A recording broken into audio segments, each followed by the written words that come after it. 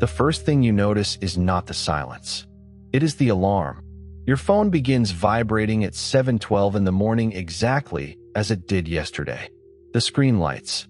The same small sound fills the room. For a few seconds, nothing in the world appears unusual enough to deserve fear. Then you notice that no one has moved in the apartment above you. No shower starts through the wall. No door closes in the corridor. Outside, a car is sitting diagonally across the street with its driver's side door still shut. Another has rolled gently into a parked van. A bus has stopped against a curb. Its engine is running. There are no people around any of them. You call someone. The call rings. No answer. You call someone else. Then another person. A parent. A friend. A coworker.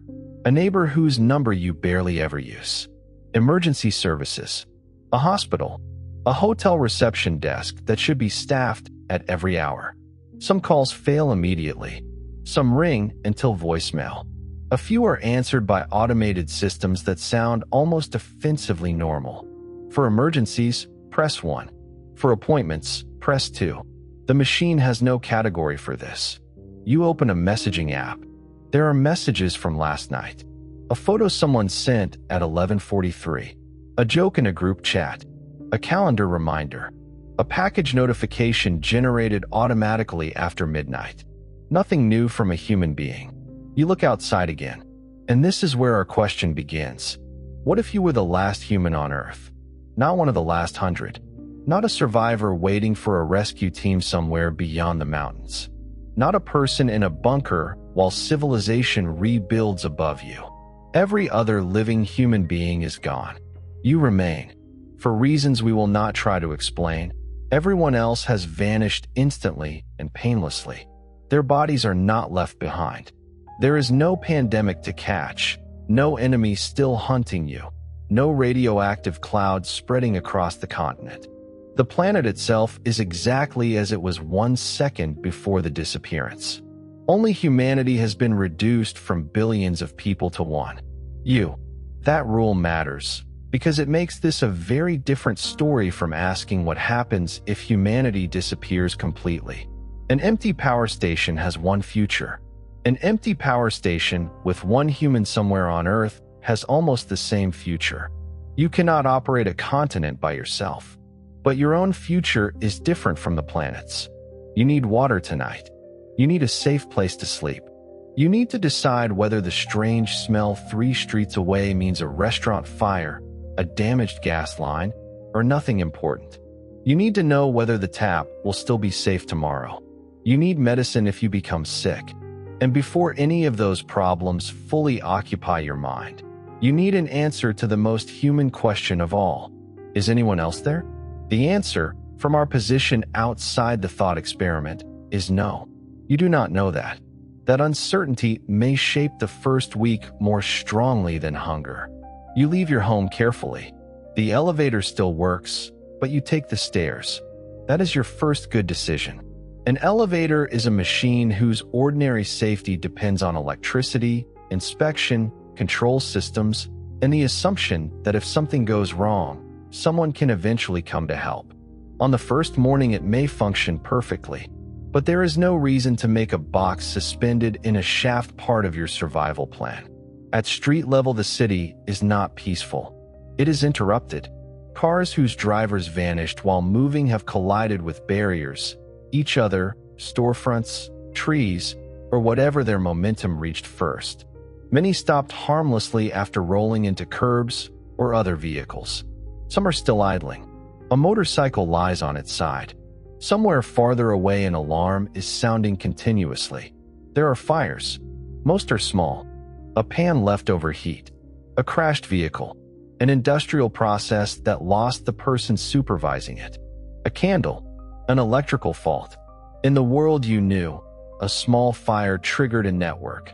Someone noticed smoke. Someone called. Dispatchers answered. Firefighters drove. Water systems supplied pressure. Roads were cleared.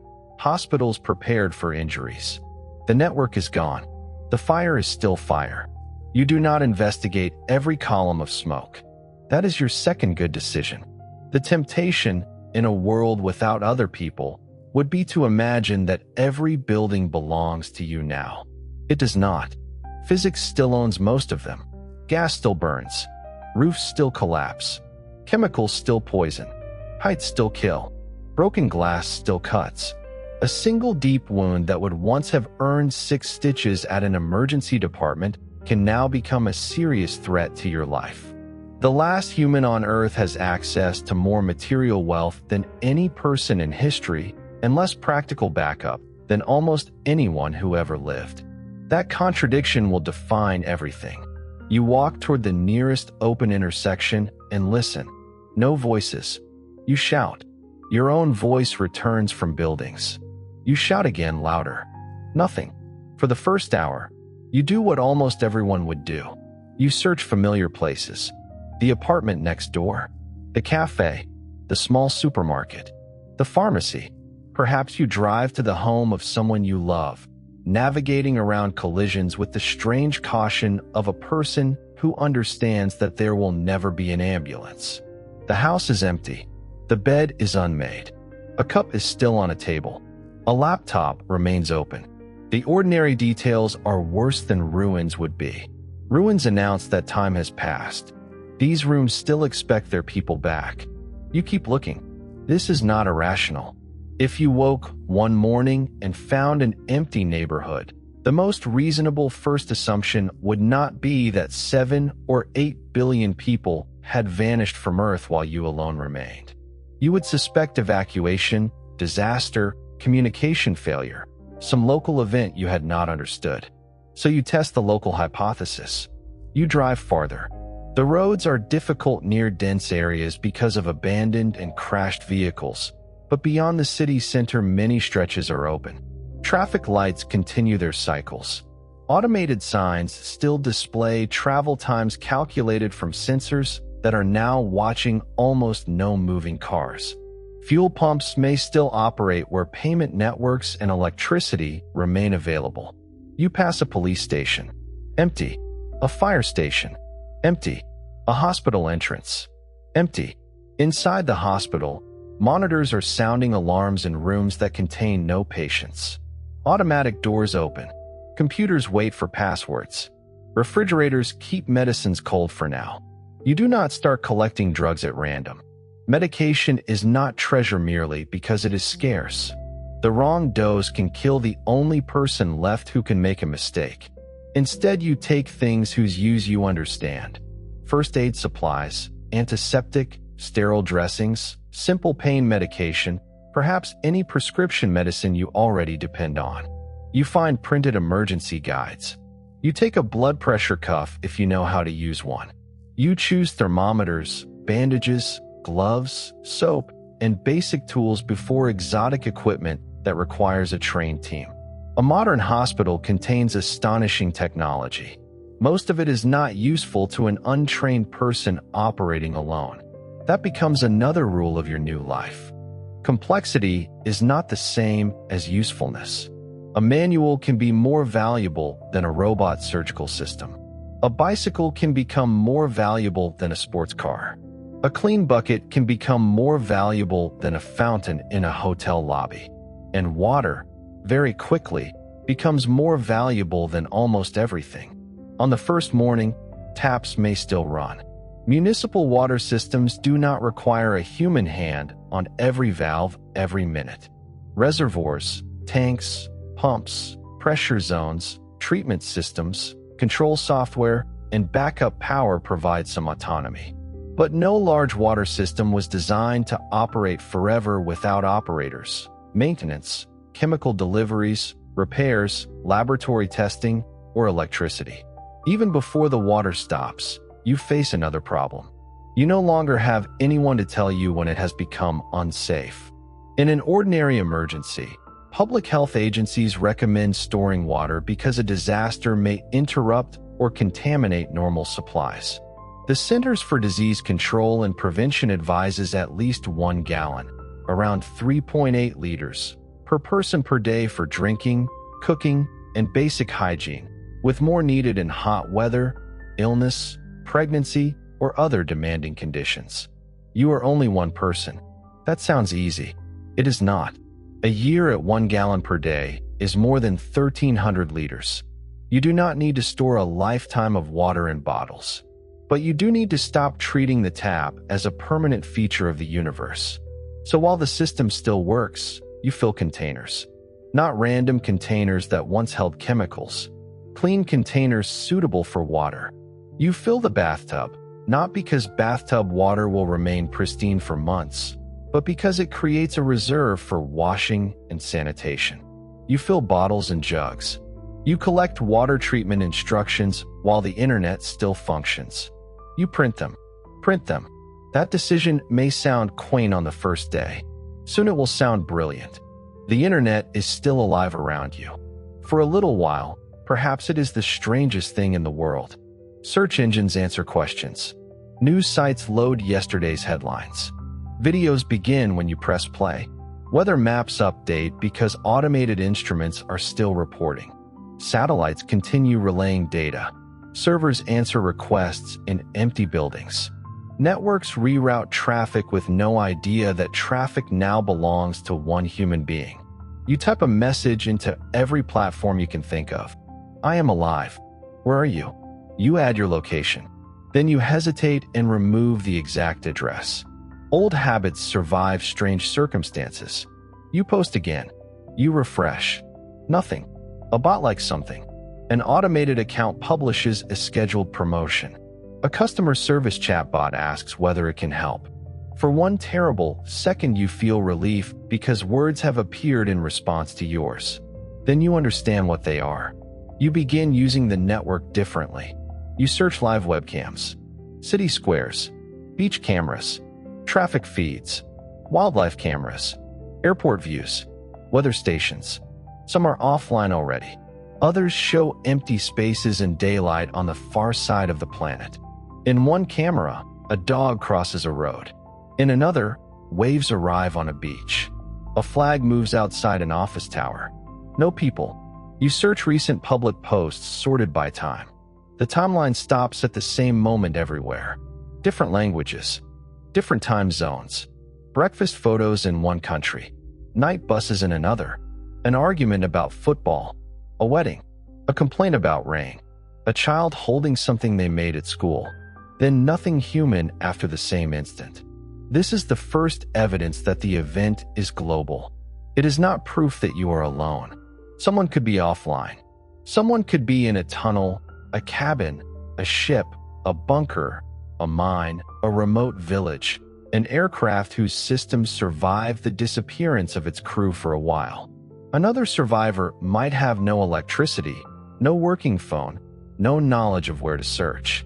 You need a signal that does not depend on the internet. So your first major project is not food. It is radio. You find an electronics shop, an amateur radio club, a university laboratory, perhaps the communications room of an emergency service. You take receivers first because listening is easier than transmitting correctly. You scan broadcast bands, amateur bands, marine channels, aviation frequencies, anything you can identify safely from manuals. At first, the world is not silent. Automated transmitters continue. Navigation beacons speak to empty cockpits. Weather broadcasts repeat machine-generated information. Some stations play scheduled audio until their automation or power fails. Digital signals carry data between systems that no human is monitoring. You learn the sound of a civilization continuing without participants. Then you try to add one human voice. This is a survivor calling from Earth. If anyone can hear me, respond. You repeat the message. You give a location broad enough to be useful. You choose times to listen. You record a loop and, where you can do so without damaging equipment, arrange for a transmitter to repeat it. You leave written signs at obvious places. Airport terminals, hospitals, police stations, major highway junctions. If you are alive, go to this frequency at this time. If you can travel, leave a message here. The strange thing is that hope now becomes a technical system. You do not merely hope. You schedule it. 8 in the morning, listen. Noon, transmit. 6 in the evening, scan. Midnight, check recorded signals. You make hope repeatable because otherwise it will consume the whole day. That may be the first psychological skill that keeps you alive. Outside the thought experiment, we know no one will answer. Inside it, you may need months to believe that. And during those months, the rest of civilization is beginning to shut down around you. For the first day, electricity is so ordinary that you almost resent it.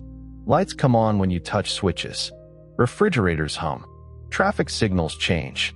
Your phone charges. It feels as if the world is pretending nothing has happened. But the power grid was never a single machine. It was a balance maintained continuously across generators, substations, transmission lines, control centers, protection systems, fuel supplies, maintenance crews, forecasts, markets, and operators making decisions minute by minute. Automation can disconnect faults and stabilize parts of a network. Some generating stations can continue operating for a time without immediate intervention. Others trip when conditions move outside safe limits. Demand has also collapsed strangely because nearly every human load has vanished while industrial equipment, refrigeration, pumps, data centers, streetlights, and automated systems continue drawing power. The grid begins fragmenting. One region goes dark before another. Some islands of power survive longer. Hospitals switch to backup generators when local supply disappears. Data centers use batteries and diesel systems. Telecommunications sites have their own backup arrangements. Solar installations continue producing wherever inverters remain connected to stable systems or have genuine islanding capability. Most ordinary rooftop solar does not magically turn a house into an independent power station simply because sunlight exists. Many systems are designed to shut down when the grid disappears unless they include appropriate storage and controls. You do not need to understand every grid failure. You need to notice the direction of travel. So while electricity still exists, you act as if it is borrowed. You charge everything: batteries, power banks, radios, flashlights, laptops, tool batteries. You copy information to local drives, medical textbooks, first aid manuals, water treatment guidance, agriculture guides, electrical manuals, vehicle repair books, maps, weather references, manuals for generators, solar inverters, pumps, radios, tractors, and anything else you may eventually depend on. You download encyclopedias and offline maps if you know how. Then you print the smallest, most critical instructions: how to disinfect water, how to recognize heat illness, how to clean a wound, how to treat a burn, how to use a fire extinguisher, how to shut off gas, how to identify dangerous canned food, how to wire the particular solar equipment you plan to use without electrocuting yourself. You are not trying to preserve all human knowledge in one afternoon. That is impossible and unnecessary. Libraries already contain more knowledge than one person could read in many lifetimes. Your problem is access. A cloud server containing 10 million books is almost useless after the server shuts down. One printed manual beside the pump you need to repair can save your life. So you build a small library for the only reader left. The first evening arrives. This may be when fear changes shape. Daylight gave you tasks. Night removes visual distance. The city beyond your windows is still partly illuminated. Office towers glow on empty floors.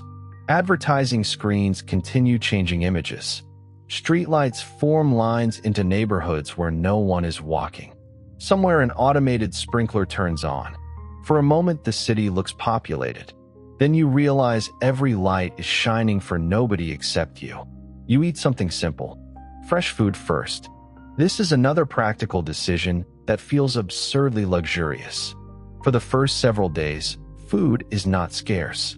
It is spoiling in quantities beyond imagination. Supermarkets contain fruit, vegetables, bread, dairy products, frozen meals, meat, eggs, and prepared food. Warehouses contain much more. Restaurants contain more again. Refrigeration keeps part of it safe while electricity continues, but that period is temporary.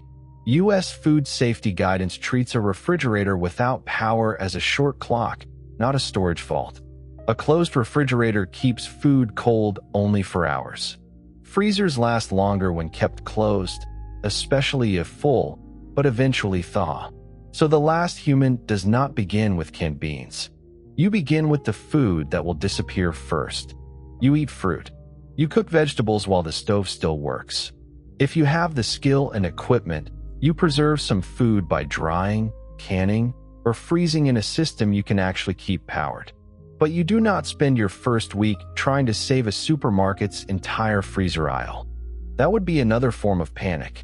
You cannot rescue abundance from time. You only need enough. Shelf-stable food changes the calculation completely. Commercially canned food stored in good condition can remain useful for years. Food safety guidance distinguishes between higher acid products, whose best quality is usually much shorter, and low-acid canned meats and vegetables, which may retain quality for several years when cans remain intact and properly stored. Dry staples can also last a long time under suitable conditions, though pests, moisture, packaging, temperature, and nutrient needs all matter. There are enough sealed calories around you to postpone farming for a very long time. But postponing is not the same as solving. Food will age. Packaging will fail. Rodents and insects will find stores you neglect. Your nutritional needs are not identical to a pile of calories.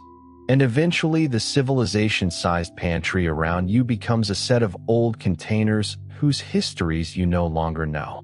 So you think in layers. Fresh food now. Frozen food while reliable power lasts. Shelf-stable food after that. Gardens, orchards, seeds, and small-scale agriculture before the stockpile becomes questionable. This is much more reasonable than walking into a field on day 2 and trying to become a medieval farmer. You are one person. One person's annual food requirement is tiny compared with modern agricultural production. The problem is not producing enough calories in principle. The problem is doing it reliably while also maintaining water, shelter, transport, health, tools, fuel, power, communications, and your own mind. You cannot have 6 full-time jobs. So your survival strategy increasingly becomes a search for systems that require little attention. This changes where you should live. The apartment or house you occupied before the disappearance may be emotionally important. It may be a terrible long-term base.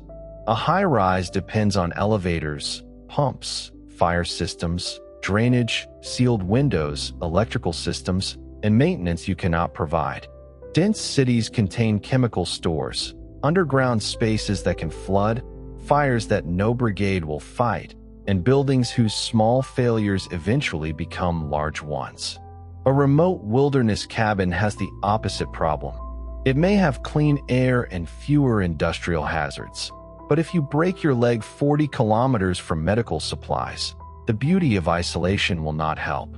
The ideal base is somewhere between the two. You begin making a list. Reliable fresh water nearby. A climate that does not require heroic heating or cooling for much of the year. Low flood risk. Low wildfire exposure if possible. Not directly beside a major chemical plant, refinery, large dam downstream flood zone, or nuclear facility. Enough open land for a garden. Existing fruit trees would be valuable. A workshop. A small house you can repair from the ground. A hospital or pharmacy within reachable distance, but not a giant dense city around you. A warehouse district or supermarket nearby. Solar equipment. Agricultural supplies. A library. A hardware store. A veterinary clinic may be useful too, for reasons you have not yet accepted. Good roads matter at first. Eventually, simpler transportation matters more.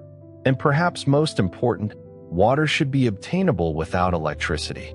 A deep well with an electric pump is only as reliable as your power system. A spring, gravity-fed source, shallow hand-pumpable well, or surface water that can be treated gives you options. You do not trust appearance. Clear water can contain pathogens. Emergency guidance assumes that water after disruption may require boiling, disinfection, or another appropriate treatment method. You learn several methods because a single filter can clog and a single chemical can run out. Redundancy is no longer an engineering luxury. It is civilization reduced to one household. 2 ways to make fire. 2 ways to purify water. More than one vehicle. More than one source of light. Printed instructions for systems that normally live online. Backup eyeglasses if you need them. Spare shoes. More than one can opener. You laugh when you add that last one. Then you take 3. The second day, perhaps the third, you drive to an animal shelter. You told yourself you were checking for people. That is partly true. The building is full of sound. Dogs barking. Cats crying. Animals that do not understand why feeding time did not happen. This is one of the first moments when being the last human becomes morally impossible to solve. There may be thousands of animals within driving distance that depend on people. You cannot save all of them. You may not even be able to release all of them safely. Some enclosures can be opened. Some animals would survive outside. Others would be injured, starve, become invasive, attack livestock, or simply remain dependent in a larger space. You have one body and 24 hours in a day. If you spend every hour trying to rescue every pet, you eventually become another creature needing rescue. So you do something painful and limited. You provide water where you can. You open some safe enclosures. You leave food in accessible places. And perhaps one dog follows you back to the car. Not because you plan to choose a companion. Because when you open the door, it gets in. Let us say the dog is medium-sized, healthy, ordinary, and confused. You call it whatever name is written on its collar. For the first time since the disappearance, another living creature reacts to your voice as if the sound matters. That changes the room at night. The dog cannot answer your radio message. It cannot repair a pump. It consumes food and water you now have to provide. It can become sick. It can be injured. But it gives your days something the abandoned city cannot. Reciprocity. You fill a bowl. The dog drinks. You throw a ball. It returns it. You say a word. Ears move. Human beings evolved inside social worlds. Our nervous systems do not treat other minds as optional decoration. Research on prolonged isolation is usually conducted under conditions far less extreme than ours.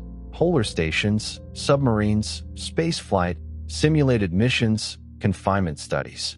There is no experiment on a healthy person living for years as the sole human on a planet. There could not ethically be one. So anyone claiming to know exactly what would happen psychologically is pretending to have evidence we do not possess. What we do know is that long-duration isolation and confinement can affect mood, sleep, cognition, morale, and decision-making.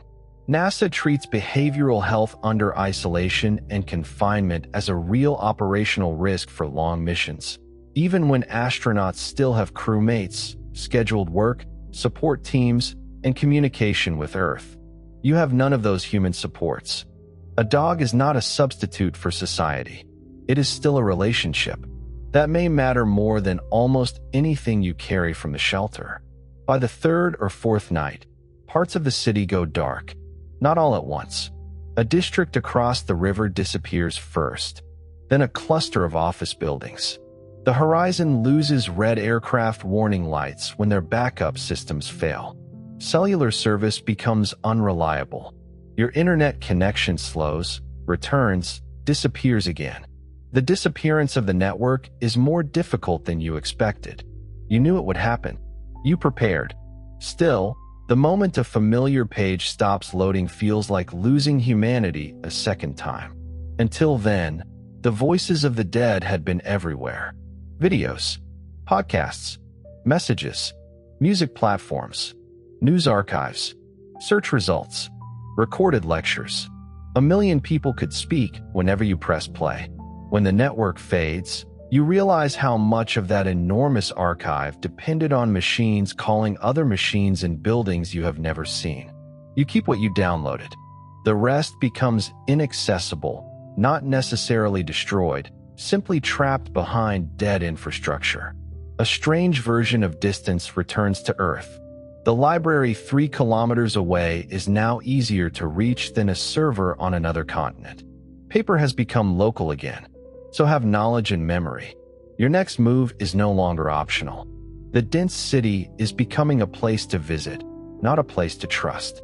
You pack the vehicle: water, food, medical supplies, manuals, tools, clothes, radios, fire extinguishers, batteries, seeds, a hand crank and opener, even though you already have 3 others. The dog sits among boxes with the calm confidence of an animal that has no idea it is leaving the last city it will ever know as a human city. Before you go, you return to your transmitter. You leave the recorded message running on whatever independent power you can arrange. This is a survivor calling from Earth. If anyone can hear me, respond on this frequency at noon and 6. You say the location. You say the date. Then, unexpectedly, you add your name. You had not done that before. The first messages were technical. Now the message sounds like a person. You listen once. Then you drive away. The new base is not beautiful at first. That helps. Beauty would tempt you to choose with your heart.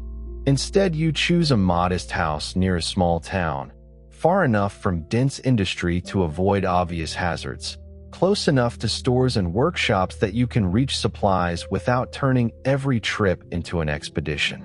There is a river within walking distance, but the house sits above the floodplain. An old orchard survives behind a fence. A farm supply store stands less than 10 kilometers away. The roof is simple.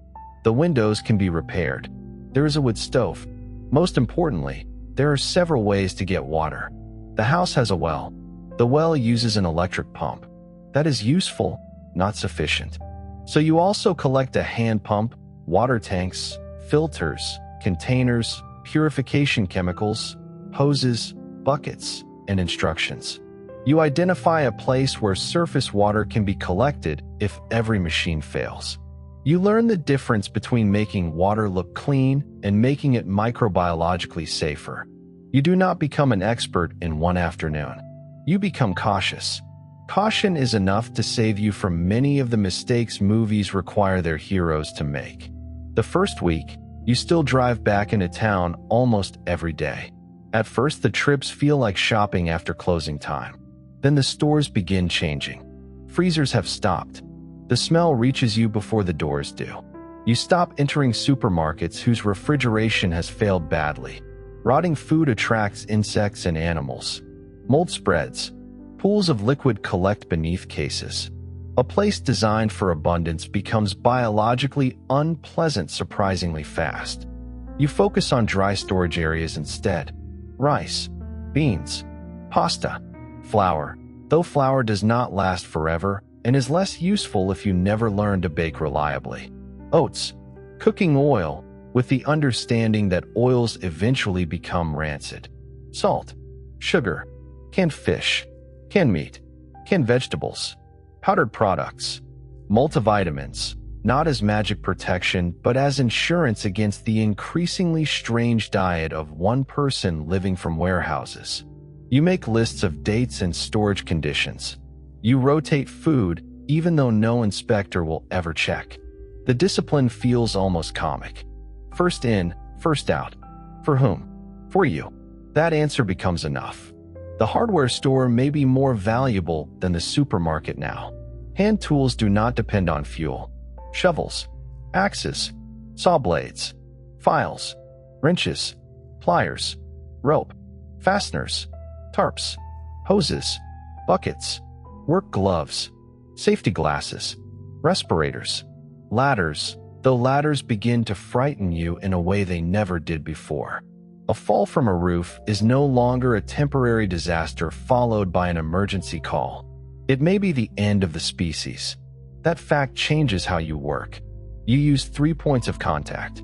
You stop when tired. You choose the shorter ladder. You do not climb in wind. You build from the ground when possible instead of reaching from above. The great enemy of the last human is not dramatic catastrophe. It is ordinary risk multiplied by zero backup. A cut while chopping wood, a dental infection, food poisoning, a car rolling while you are beneath it, a burn, carbon monoxide, a snake bite in the wrong region, heat stroke, hypothermia, a kidney stone, appendicitis, an allergic reaction you have never had before, a simple fracture. The body is usually maintained by a society of specialists that becomes visible only when something hurts. Dentists, pharmacists, radiologists, surgeons, laboratory technicians, nurses, optometrists, paramedics, people who sterilize instruments, people who repair those instruments, people who manufacture the medicine, people who test the blood, people who drive oxygen cylinders across cities at 3 in the morning. You have inherited their buildings. You have not inherited their skill. So your medical plan becomes less heroic than the fantasies you may have had on the first day. Prevention. You brush and floss with the seriousness of a surgical procedure. You wear protective gear while cutting wood. You cook food thoroughly. You inspect cans and discard swollen, leaking, badly rusted, or suspicious containers instead of gambling because the label looks expensive. You keep wounds clean. You avoid unnecessary heights. You do not speed merely because the highways are empty. Perhaps you drive slower than you ever did when traffic existed. There is no one left to issue a ticket. There is also no one left to pull you from a wreck. You collect medicines whose indications and doses you can understand from reliable references, but you resist the dangerous illusion that possessing a pharmacy makes you a physician. Antibiotics are not universal antidotes. Some illnesses are viral. Some drugs interact. Allergies happen. Doses depend on body size, organ function, diagnosis, formulation, and other factors. You create an organized store, keep reference books beside it, protect medication from heat and moisture, and accept that many drugs will eventually lose reliability as they age. The modern pharmaceutical supply chain has ended. There will be no replacement shipment. This is one reason your real survival clock is not measured only by cans of food. Some necessities are consumable in ways you cannot recreate. Prescription lenses can break. Dental fillings can fail. Insulin, if you require it, creates an extraordinarily difficult dependency because it requires correct storage and a continuing supply that one person cannot manufacture easily. Other chronic illnesses may depend on medicines with limited shelf life or specialized monitoring. If the last person has one of those conditions, the answer to how long they survive may be determined before the first garden is planted.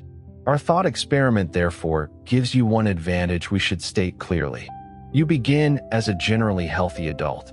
Otherwise, the story may become about one specific disease rather than the broader question of human aloneness. Even healthy, you are not invulnerable. So you become boring on purpose. Boring is survival. By the second week, you have a small solar electrical system working independently of the failed grid. Not because solar power is magically effortless. Panels need mounting. Wires fail. Connectors corrode. Batteries age. Inverters can break. Lightning exists. Trees shade systems. Dust and leaves accumulate. Electronics contain components you cannot manufacture. But sunlight provides one enormous advantage. It arrives without deliveries. You design the system around modest loads. Lights, radio, a small refrigerator, a laptop, tool charging, a water pump when needed, perhaps a freezer if you have enough capacity and redundancy. You do not try to recreate the electrical appetite of your previous life. No air-conditioned mansion with every room lit. No giant screen running all day. No swimming pool pump because the pool happens to exist. The abundance around you is deceptive. Energy systems last longer when you ask less of them. You learn to think in watts. Morning sun becomes a resource forecast. Clouds become scheduling information. Laundry waits for a bright day. Power tools are used when batteries are full. The refrigerator is open less often. You begin living closer to the rhythms of energy, even while surrounded by the remains of a civilization that once generated power on demand at continental scale. Fuel creates a different problem. There are millions of liters of gasoline and diesel in tanks around you, but petroleum products age. Storage conditions matter.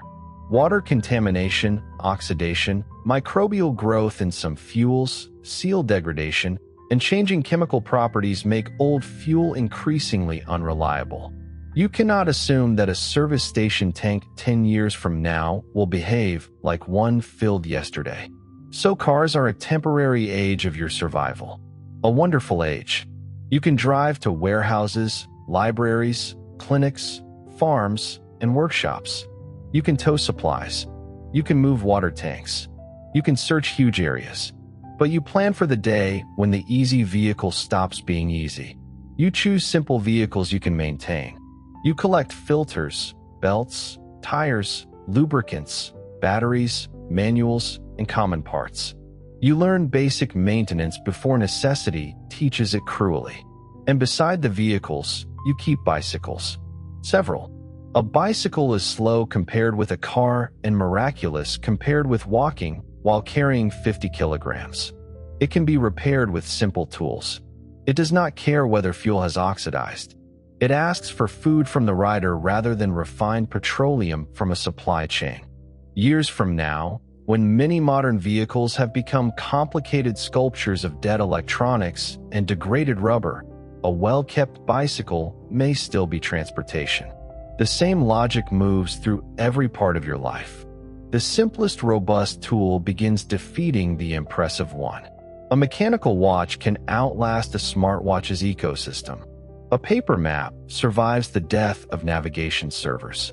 A wood stove survives the failure of natural gas distribution. A hand pump survives a dead inverter. A clothesline survives the washing machine's final bearing. The last human lives in the technological future and gradually becomes selective about the past. Not primitive, selective. You use advanced tools where their benefit is worth maintaining them. You keep simple tools where failure would be dangerous.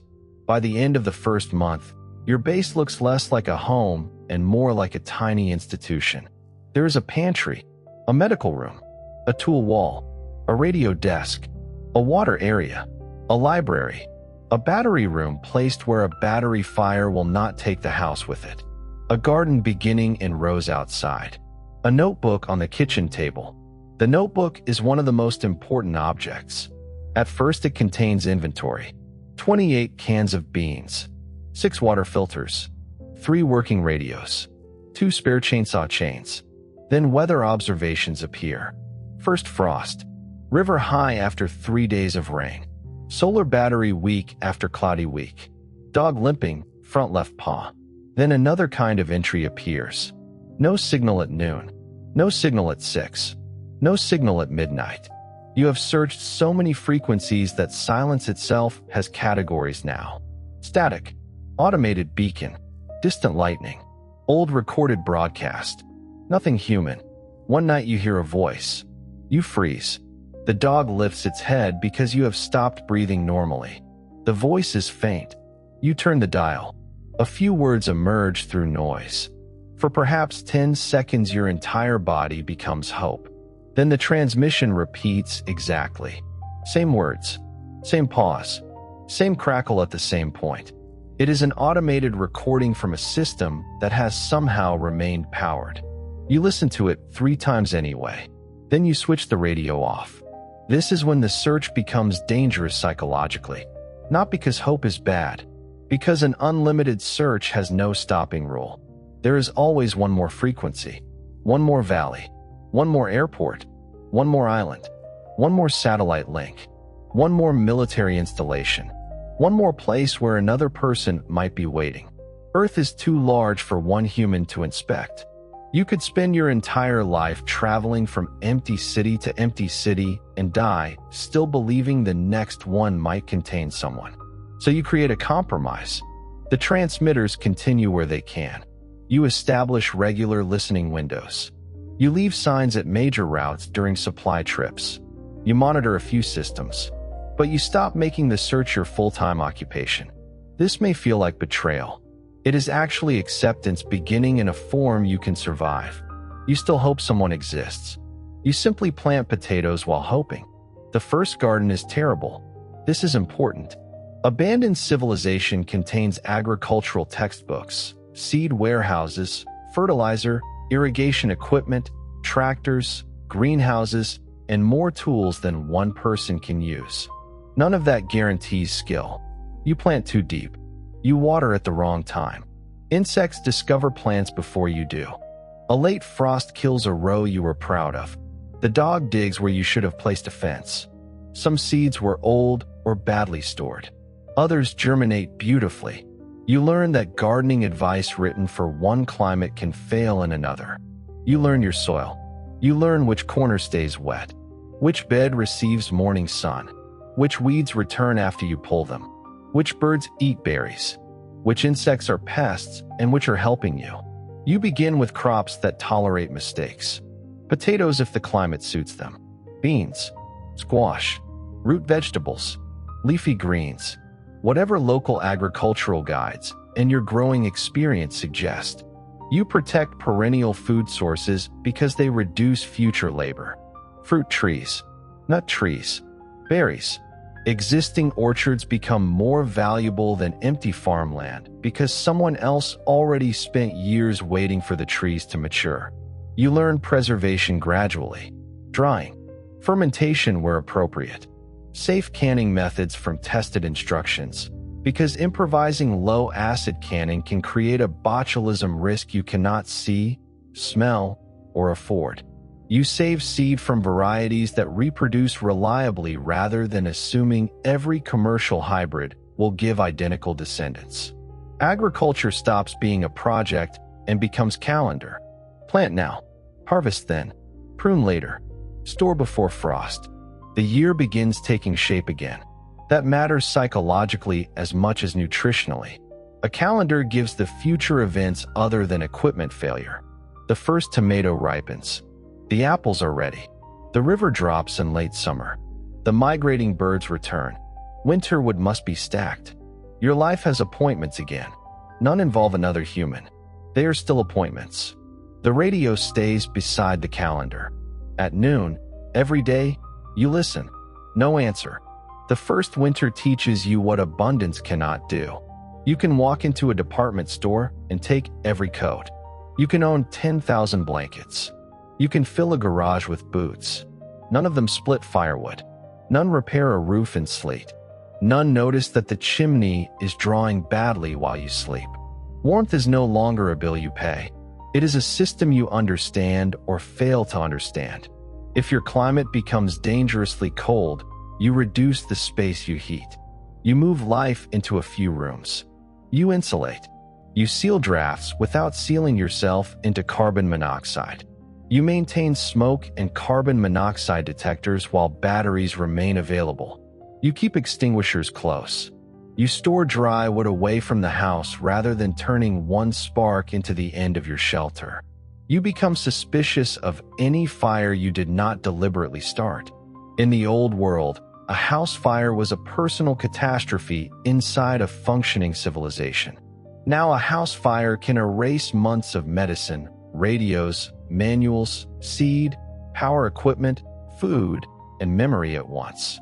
So you create caches, a second set of tools in another building, copies of critical documents in a metal box elsewhere, water treatment supplies in more than one location, food stores divided between buildings, spare radios wrapped against moisture, a second pair of glasses if you need them, a spare bicycle, a backup shelter you could reach on foot. The logic feels almost paranoid until you remember that redundancy is what civilization once did for you invisibly.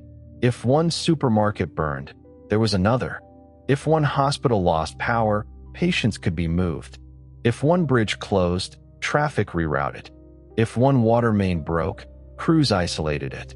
The last human has to build tiny versions of those backups alone. This is why you stop collecting luxury objects. On the first week, perhaps you took something ridiculous because no one could stop you. A watch you could never afford. A bottle of wine kept behind glass. Keys to an expensive car. For an afternoon, ownership disappeared and possession seemed infinite. By winter, the expensive car has a weak battery. The watch needs a specialist battery or service. The wine is still wine, but drinking heavily while no one can help if you fall from the porch suddenly feels less like freedom. The end of society does not make consequences disappear. It removes witnesses and assistants. That distinction changes what freedom means. There are no laws being enforced. You can enter any house, drive any vehicle whose keys you can find or whose system you can operate, sleep in a museum, wear a crown from a display case if you could reach it without damaging yourself. No one will arrest you. But law was never the only thing preventing most people from doing foolish things. Gravity remains. Fire remains. Infection remains. Winter remains. Loneliness remains. And the future remains, which means your present self can still harm the person you will be next month. That person becomes your society. You begin leaving things for them. Dry wood stacked under cover. A repaired roof. Food dated and rotated. A radio battery charged. A note saying the bridge washed out after heavy rain. You become accountable to someone who does not yet exist, but will, if you are careful enough. Tomorrow's you. This turns routine into a kind of ethics. You wake at roughly the same time. Feed the dog. Check water. Check power. Listen to radio. Work before the hottest part of the day. Eat. Rest. Do one maintenance task. Read something unrelated to survival. Write. Listen again at noon. The schedule is not obsessive perfection. It is scaffolding. NASA's work on isolation and confinement is not a map for this impossible condition, but it points towards something intuitive. Sleep disruption, workload, monotony, stress, and isolation can interact with mood and performance. A person making increasingly poor decisions may not notice the decline in real time. So you treat routine as protective equipment, like gloves, like a helmet. You sleep enough. You exercise. You eat meals at a table rather than grazing from cans all day. You speak aloud. At first that feels embarrassing even though no one can hear you. Then the embarrassment itself becomes funny. Who are you embarrassed in front of? You talk to the dog. You explain repairs. You read paragraphs aloud. You narrate weather. You sometimes play recordings of ordinary conversations, not because you believe the people are alive, but because human voices change the acoustic shape of a room. You discover that silence is not actually silent. A house expands and contracts. Wind presses against windows. Insects move inside walls. A refrigerator compressor starts. Rain hits the roof. The dog dreams and makes a small sound. At night, your brain can turn any unfamiliar noise into possibility. A car door, a footstep, a voice. You sit upright. Listen. Nothing. This happens less often after months. Not because you want people less, because the nervous system learns probabilities. Then one afternoon, a noise really is different. 3 knocks. You stop moving. 3 more. The dog runs to the door barking. Your body reacts before thought. You open the door too quickly. No one. Wind has loosened a piece of metal on the porch. It strikes wood whenever a gust reaches the right angle. You stand there with your hand still on the handle. For a few seconds, disappointment is physical. Then you repair the metal. That may be the pattern of the first year. Hope becoming sound. Sound becoming explanation. Explanation becoming work. Work becoming another day survived. By spring, wildlife has begun changing the spaces around you. Not evolution. Behavior and population first. Animals quickly discover roads with almost no traffic. Deer or similar large herbivores enter areas that were once busy. Birds nest in structures with fewer disturbances. Scavengers exploit abandoned food stores, dead livestock, and unsecured waste. Some domestic animals form feral groups. Others disappear because dependence on human care was too great. The dog beside you has crossed the boundary in the opposite direction. It has become more dependent on one human because there is only one human left. You keep it vaccinated as long as stored veterinary supplies remain usable and as long as you can do so safely. You learn basic animal first aid. You collect tick prevention, parasite treatment, and food while supplies are good. You also understand that packaged dog food has a clock. Eventually, the dog eats part of what you eat, adjusted carefully for what is safe for dogs, plus food you can obtain or produce. You read veterinary references before sharing random scraps. The old world contained many ordinary human foods that are toxic to dogs. The new world has not changed canine biology. The dog gives something in return that cannot be stored on a shelf. It notices changes. A strange animal near the garden. Someone would be too hopeful a word. Something moving outside. Smoke. A snake near the shed. It gives you reason to walk every day. And sometimes, when you stop beside the radio for too long, it puts its head against your leg. There is no scientific instrument for what that means in this scenario. It means you are not the only mammal in the room whose life has become organized around another living being. The world beyond your base becomes more dangerous in uneven ways. Some dangers fade. Traffic disappears. Violent crime is gone because there are no other humans to commit it. Air pollution from active transport and industry declines rapidly in many places. Noise drops. Other dangers grow. Roads begin accumulating fallen branches, washouts, landslide debris, vegetation, and damaged vehicles. Tunnels can flood. Bridges develop problems no inspector sees. Storm drains clog. Small dams and levees go unmaintained. Industrial sites can leak. Mines flood. Fuel tanks corrode. Buildings admit rain through minor roof damage and never get repaired. You stop thinking of a road as permanently open merely because it was paved. Before every long trip you ask what changed since last time. Was there a storm? A freeze? A flood? A wildfire? Did a tree fall? Has a bridge deck deteriorated? You turn around more often than the old you would have. There is no shame in retreat when no deadline matters. A map becomes historical information. The road exists on paper. Whether it exists beneath your tires is a separate question. This is another reason the search for other humans gradually contracts. At first you imagined crossing continents. You looked at airports and thought about aircraft. There are airplanes everywhere. That does not make you a pilot. Even if you already are a pilot, aviation depends on maintenance, fuel quality, weather information, runway conditions, spare parts, and the ability to survive an emergency landing with no rescue. Large aircraft are particularly absurd tools for one passenger. Small aircraft might extend search range for a trained pilot, but every flight adds a failure mode that can end humanity in a field hundreds of kilometers from your supplies. Ships offer the same temptation. The oceans contain vessels capable of crossing the world. One human can operate some small boats. Crossing an ocean alone is already demanding in a populated world with forecasts, rescue services, ports, mechanics, and medical care. Doing it because another survivor might exist somewhere beyond the horizon turns hope into one of the most dangerous forces in your life. So unless you have highly relevant training and a compelling signal to follow, you remain on land. You let the radio cross oceans for you. Months pass. Automated broadcasts disappear one by one. A weather transmitter you used as a reference goes silent. A distant time signal fades. One satellite service stops responding. The background machinery of civilization becomes less talkative. Eventually, the radio spectrum contains more natural noise than human-made signal. Lightning, atmospheric hiss, static, and your own beacon.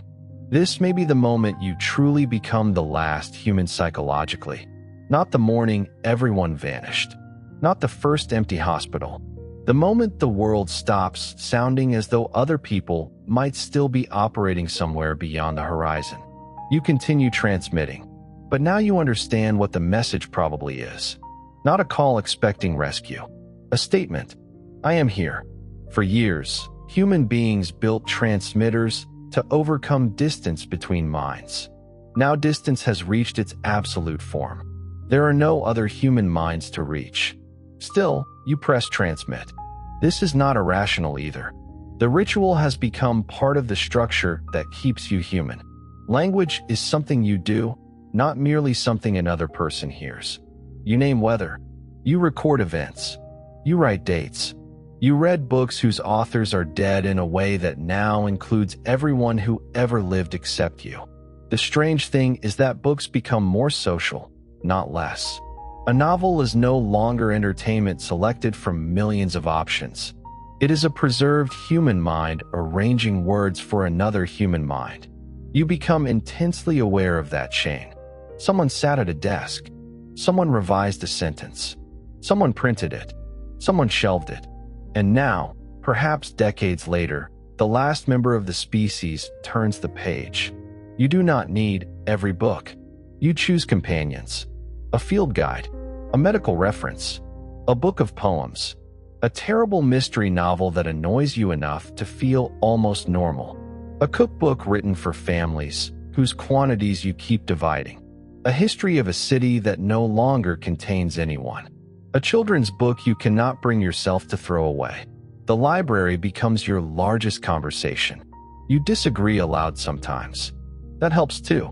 By the first anniversary, you know the landscape around your base better than you knew any place before.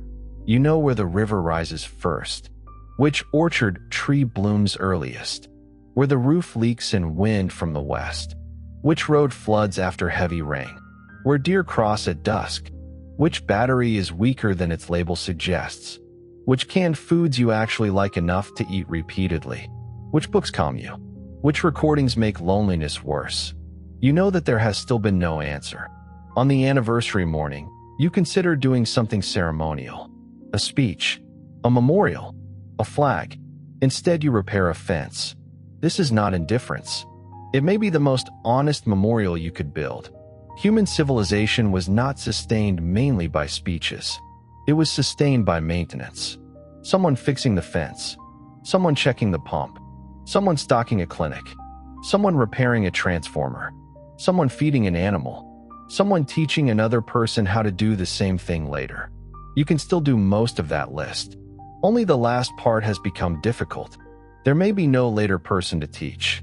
And that question waits for you beyond the first year. Can the last human keep humanity from ending? The question sounds biological. It is actually biological, technical, ethical, and almost unbearably personal at the same time.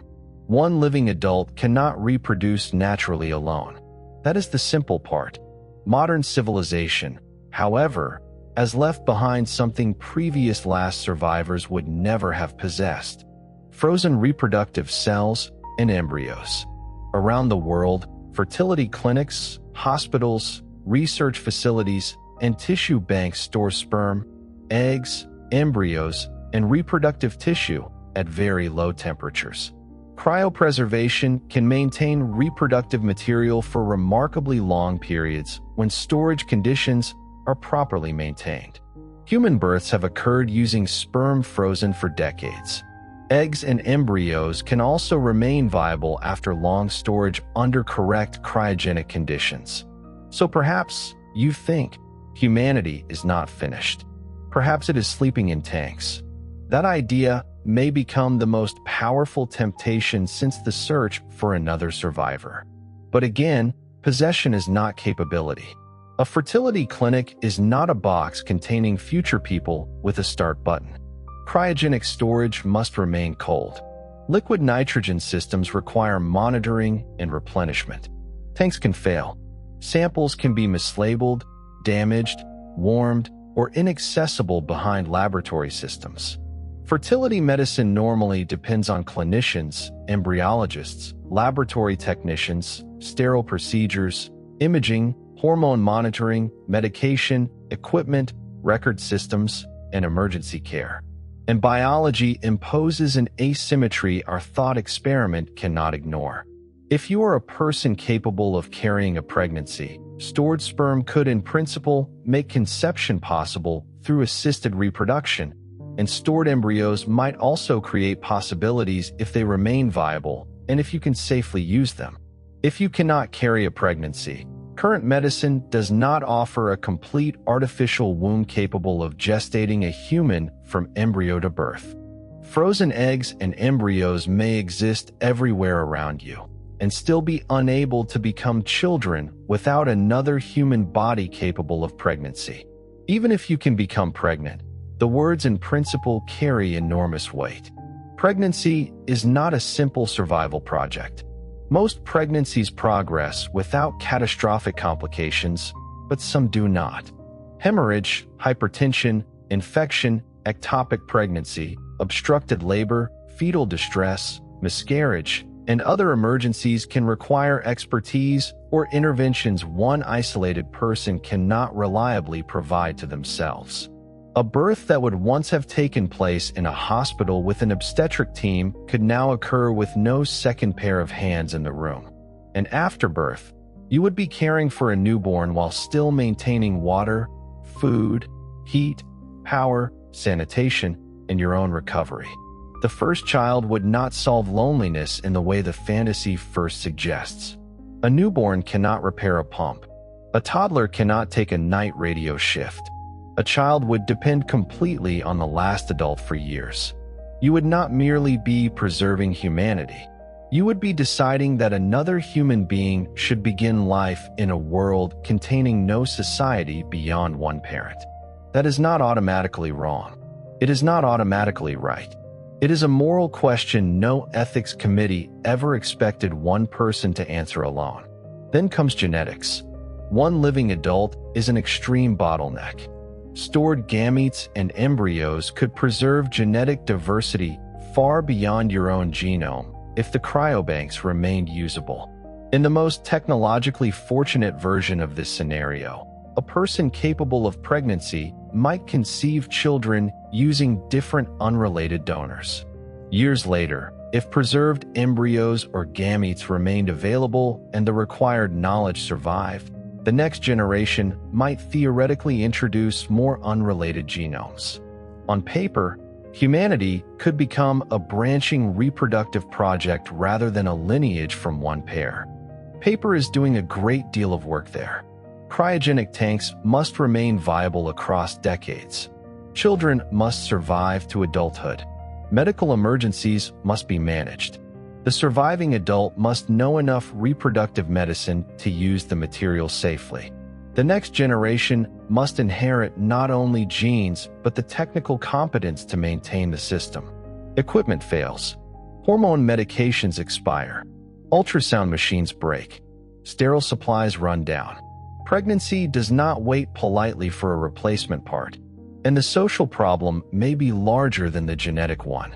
A civilization is not DNA preserved in a freezer.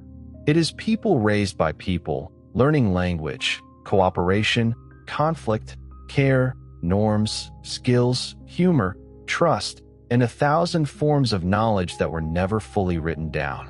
One adult raising several children is a family. It is not yet a society with enough adults to distribute expertise, care for illness, maintain infrastructure, teach different skills, and absorb the loss of one person without collapse. The species might technically continue while civilization becomes more fragile than any family in human history. This is where our thought experiment refuses to give a satisfying answer. Could the last human theoretically produce descendants under an unusually favorable combination of biology, preserved reproductive material, functioning cryogenic storage, medical knowledge, equipment, and luck? Possibly. Could one person simply walk into a fertility clinic, thaw a few samples, and restart humanity? No. That is a fantasy built from seeing the inventory and ignoring the system. The same mistake appeared when you first entered the hospital. The same mistake appeared when you looked at the power grid. Civilization leaves behind objects. Civilization itself was coordination. You may spend months researching the reproductive question, not because you have decided what to do, because knowing whether a path exists feels different from committing to it. You locate clinics. You download manuals before the last network services disappear. You collect textbooks on reproductive medicine, obstetrics, pediatrics, and genetics. You look for cryostorage sites close enough to maintain. Some tanks have already warmed because no one replenished them. Others remain cold longer. You learn that a cryogenic tank can contain something stranger than treasure. Possibility with an expiration mechanism. You could spend your life maintaining those tanks for children who may never exist. Or ignore them and know that with you, the human story ends cleanly. No committee votes. No religious leader advises you. No government writes policy. No family asks what you want. You are the entire electorate and the entire affected species. Perhaps you decide not to decide yet. That is a decision too. You maintain what you reasonably can. You record locations. You preserve manuals. You leave the door open without walking through it. Then life does what it always did before the disappearance. It fills the day with smaller problems. The garden has aphids.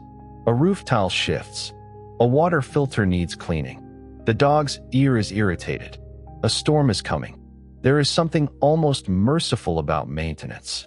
It shrinks questions large enough to crush you into tasks small enough to perform. Years 2 and 3 pass differently from year 1. The emergency becomes a life. That sentence may be the most surprising answer to the whole question. Human beings can adapt to environments they would once have considered impossible, not because those environments become good, but because the nervous system cannot remain at maximum alarm forever.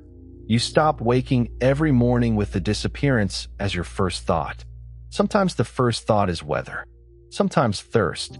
Sometimes the dog standing beside the bed because breakfast is late. Then, halfway through brushing your teeth, you remember that there are no other people. The fact is still enormous. It is no longer new. You know the difference between those things now. You maintain your radio schedule, but perhaps no longer every few hours. Once a day, then once in the morning, and a longer scan on weekends. Though weekends are inventions you keep because they organize time. You choose one day each week when survival work is deliberately reduced, not eliminated. Water does not recognize Sunday. Animals still need feeding, but you avoid major repairs unless necessary. You cook something elaborate. You watch a film from your downloaded archive. You read fiction. You walk somewhere for no reason related to supplies.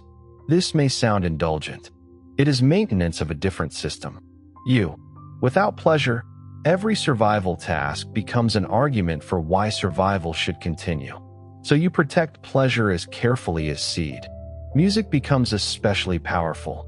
At first, certain songs are unbearable because they carry people with them. A song from a wedding. A song someone sang badly in a car. A song from a summer when the world contained crowds. Months later, you begin playing them again. The emotion changes, not disappears, changes. The mind is capable of holding grief and routine in the same day.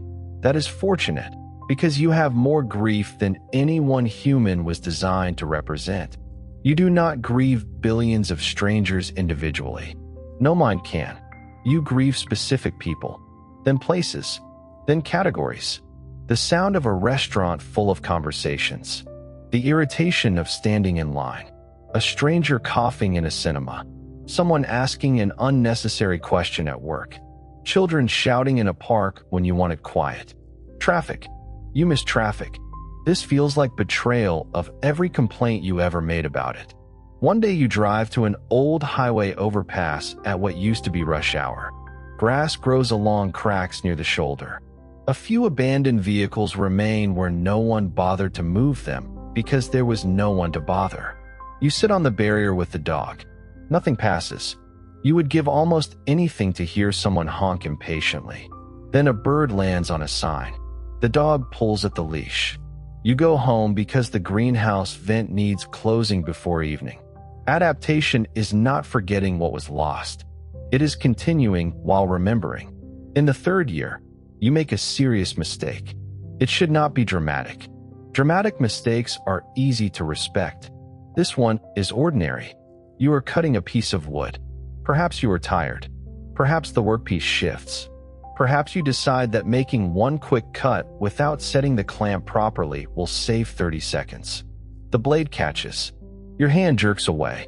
For a fraction of a second, you think you have lost fingers. You have not. But the cut is deep.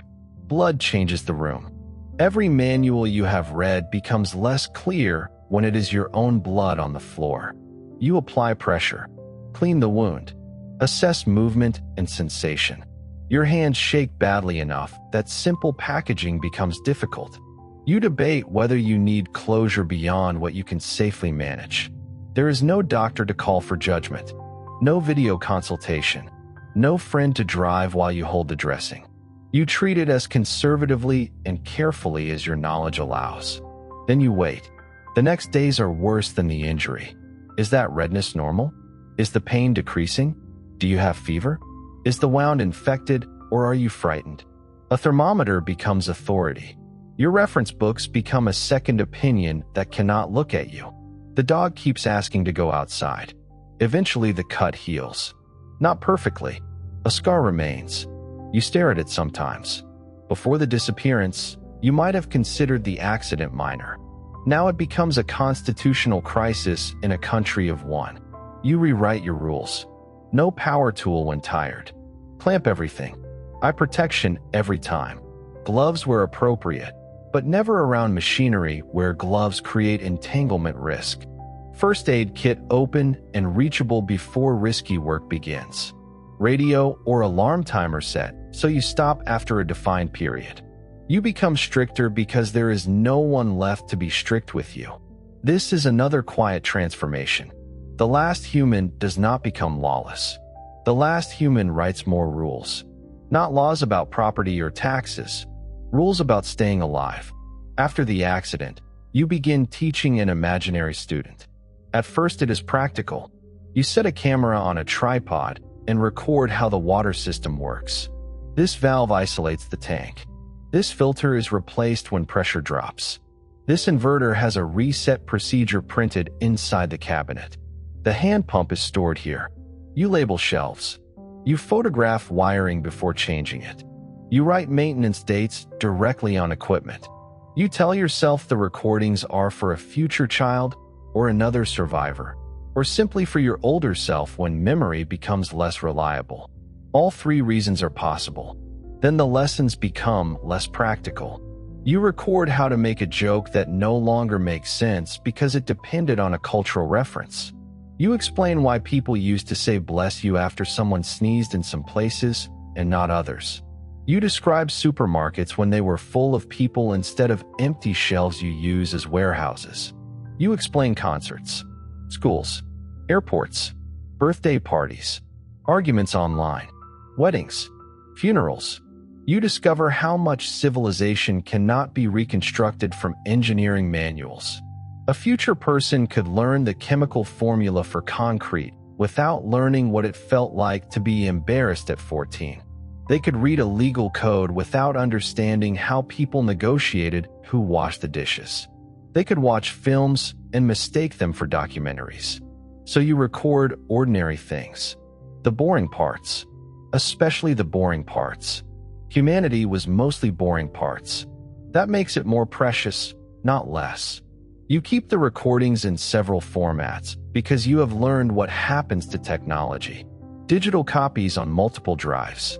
Printed transcripts of important sections. Simple written notebooks. Perhaps etched or engraved summaries for durability, though you know no archive is immortal. You are not preserving humanity for aliens. You are preserving context for the possibility that someone someday needs it. And maybe, quietly, you are preserving yourself for yourself. When you speak to the camera, you have an audience-shaped space in your mind again. You choose words carefully. You finish sentences. You tell stories with beginnings and endings. The social brain finds a narrow path through the impossible.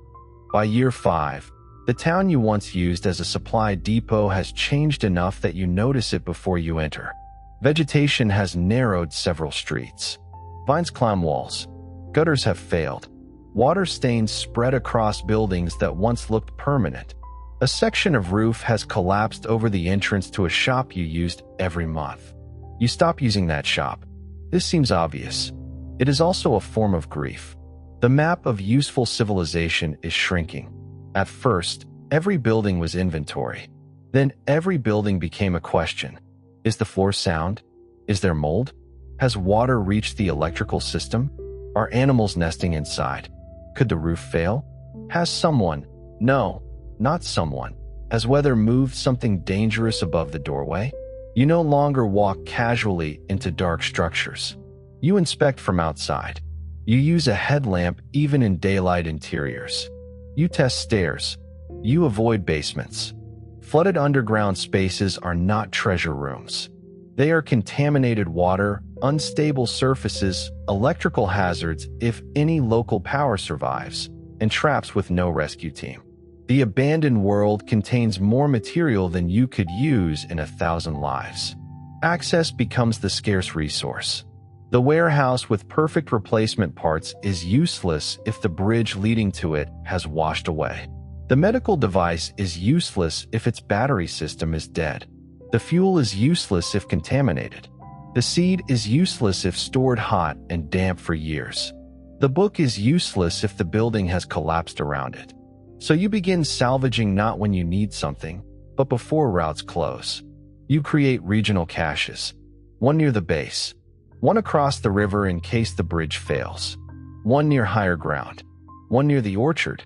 You move particularly useful hand tools out of vulnerable stores and into dry sheds you maintain. Civilization becomes decentralized again, except the network connecting every node is you. This creates an odd geographic effect. Your world becomes smaller and more detailed at the same time. You may know less about what is happening 500 kilometers away than you did on the first day, but you know every kilometer around the base intimately. You know which culvert clogs, which hill becomes slick after rain, which abandoned house contains nesting swallows, which pharmacy roof is beginning to sag, which solar array still produces useful power, which field has gone from grass to shrubs, which road is no longer a road. Before, maps represented human intention. After, your maps become records of negotiation with weather and biology. The dog is older now.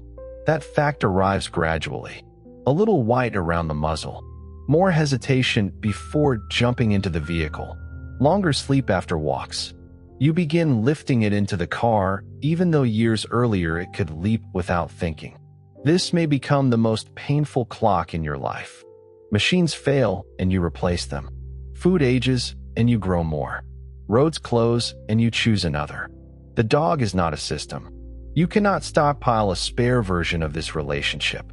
You know, intellectually, that dogs do not live as long as humans. You knew that when the animal first climbed into the car. Knowing does not make the arithmetic gentler. So you change your routines around age. Shorter walks. Softer sleeping place.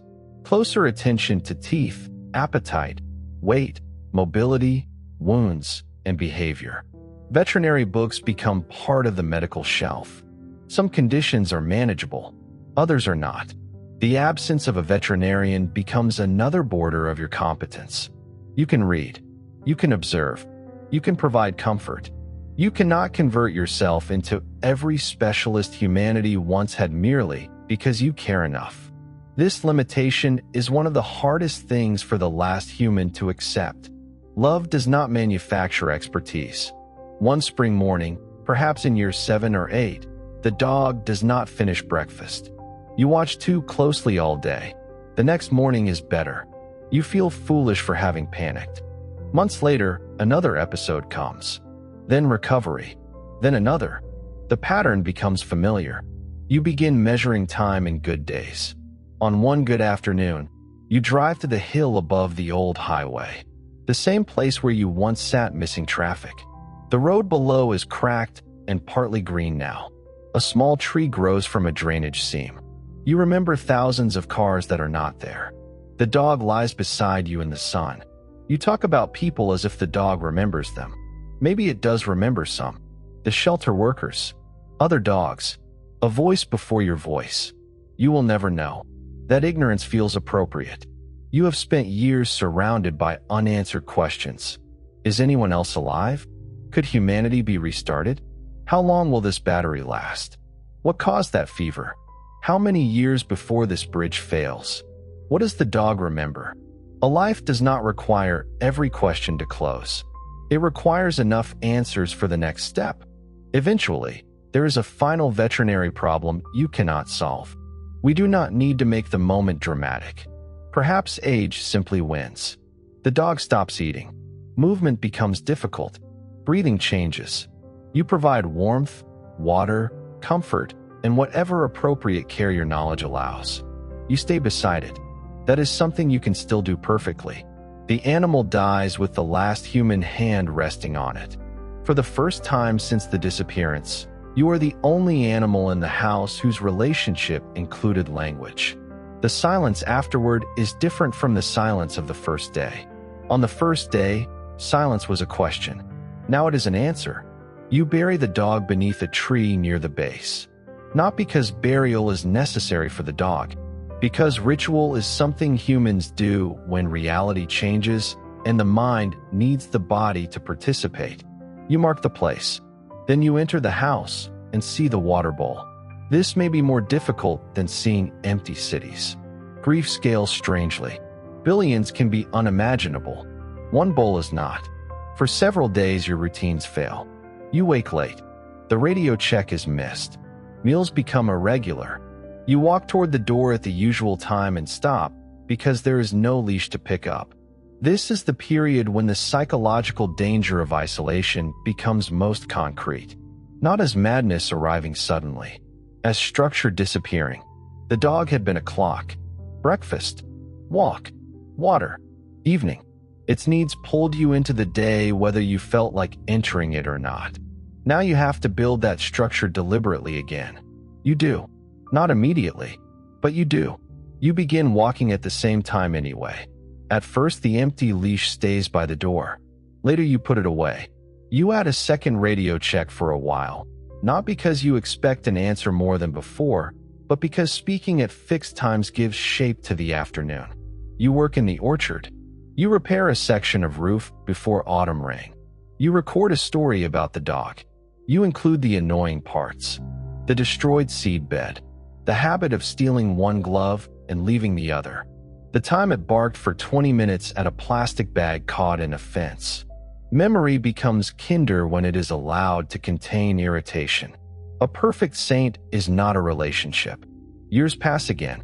At 10 years, the surviving human world is no longer a paused version of the old one. It is a landscape of active decay, adaptation, and selective maintenance. Your base is maintained because you maintain it. Most other structures are not. This makes your home increasingly strange.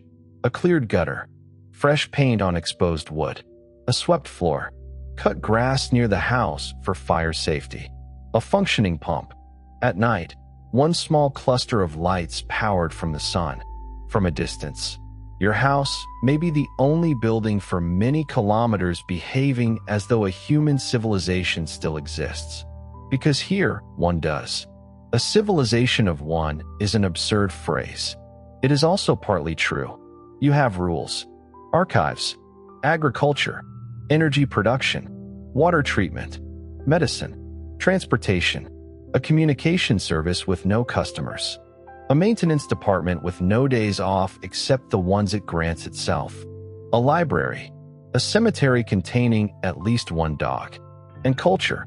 That last part surprises you. You still celebrate a birthday. At first you did not. It seemed ridiculous to light a candle for yourself. Eventually, that becomes the reason to do it.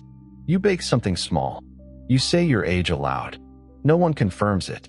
The calendar does. You play a song. You open a bottle you once saved for a special occasion. The definition of special has changed. There is no future audience whose approval you need.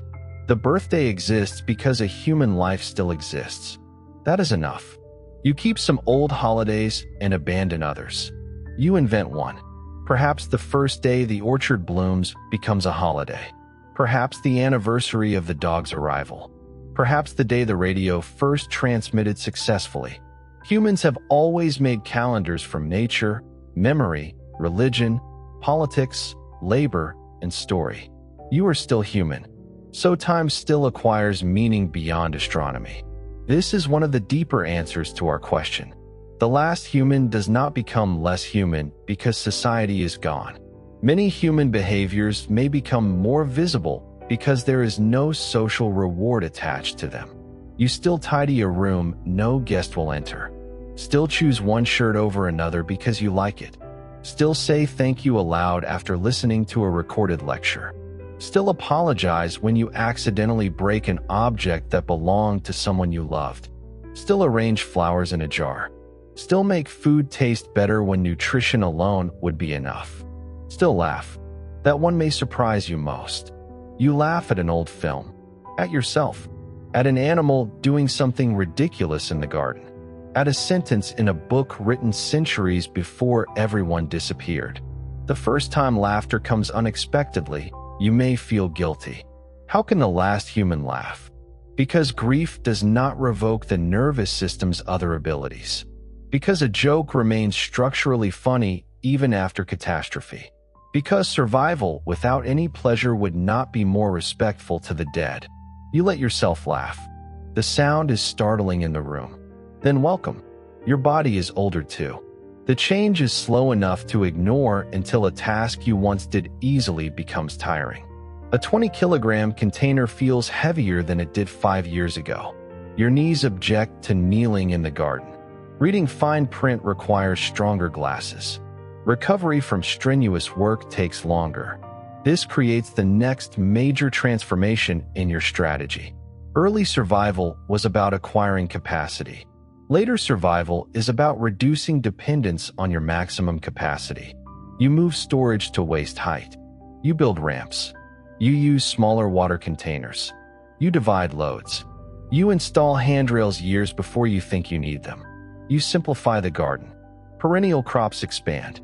Labor-intensive crops shrink. You keep paths clear.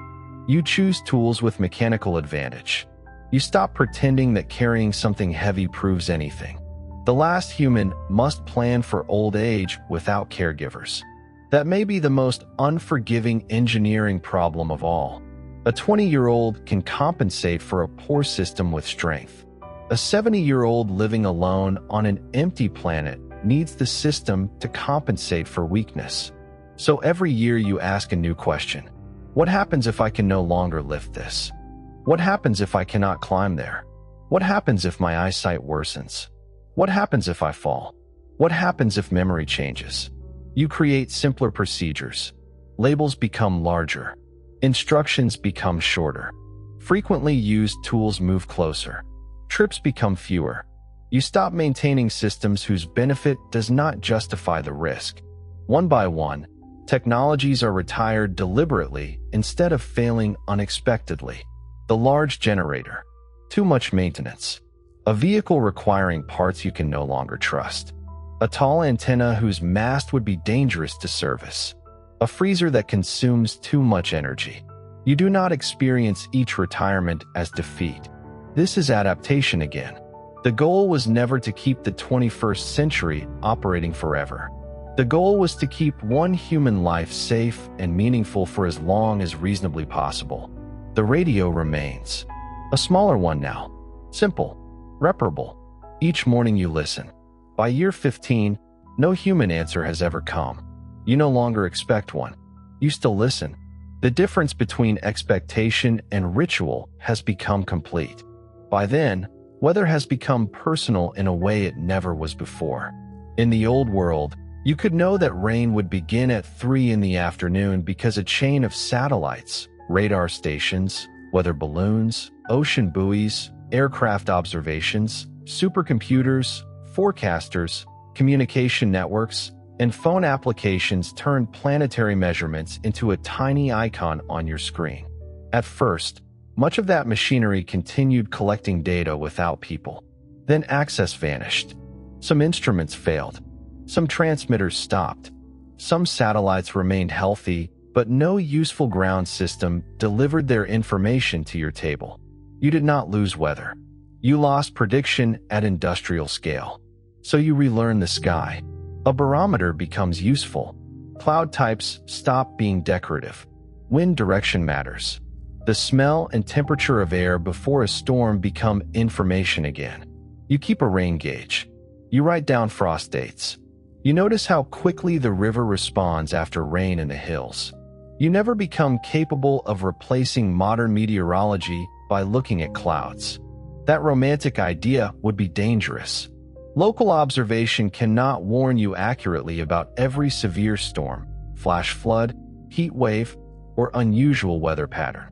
So the loss of professional forecasting makes you more conservative.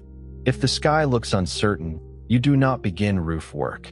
If days of heavy rain have fallen upstream, you avoid low crossings. If the season is dry and windy, you become almost obsessive about flame.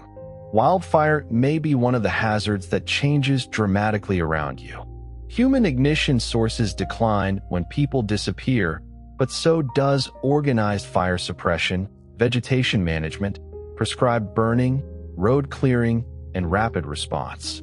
The result is not simply more fire everywhere or less fire everywhere. It depends on ecosystem, climate, fuel, lightning, and the history of land management. For you, the scientific complexity reduces to one practical rule. Do not build a life that requires a fire crew to save it. You clear combustible material near the house where appropriate. You maintain more than one exit route.